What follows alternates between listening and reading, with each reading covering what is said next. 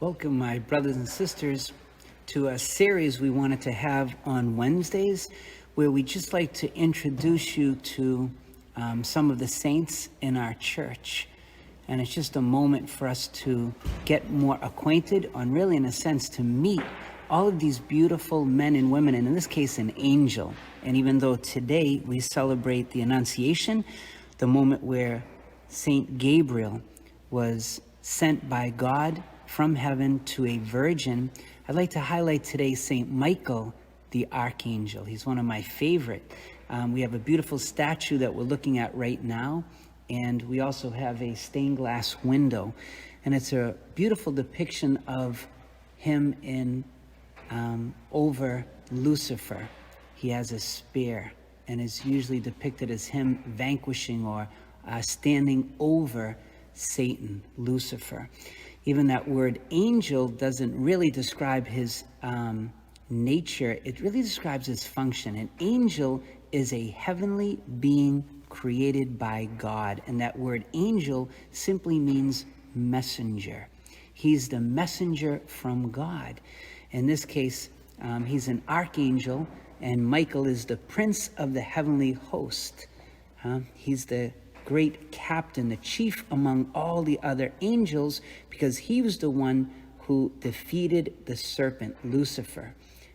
He's one of three archangels, and in their name, you can hear their role, because in Hebrew, El always means God.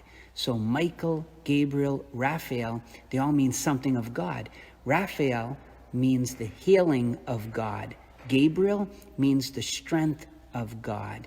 And Michael means who is like God, or who is unto like God. And that, of course, comes from his battle cry.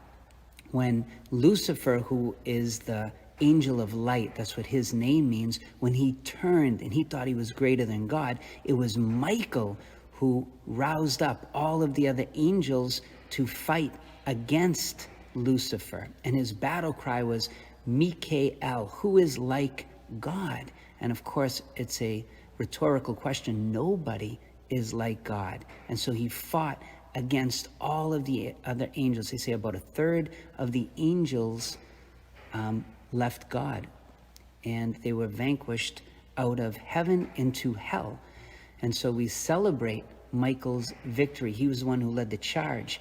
And there's a powerful line in scripture, and speaks about that the angels fought back, meaning Lucifer and the angels, they just didn't get kicked out. They fought back. So it was a real battle. It represents that there's real battle going on between the principalities.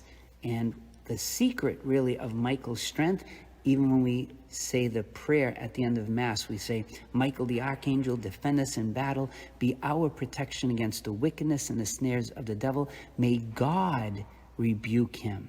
And that's what St. Jude relates, that we're asking God to rebuke him. And then he has a beautiful line. It says, by the power of God. So it's not Michael's strength at all. In his humility, he knows he can only function in and through God's power. And that's a great reminder for us. It's God's strength, not my strength, but God's strength that allows me to overcome any evil. He's a pure spirit. And when I think of St. Michael, of course, I think of St. Francis's devotion.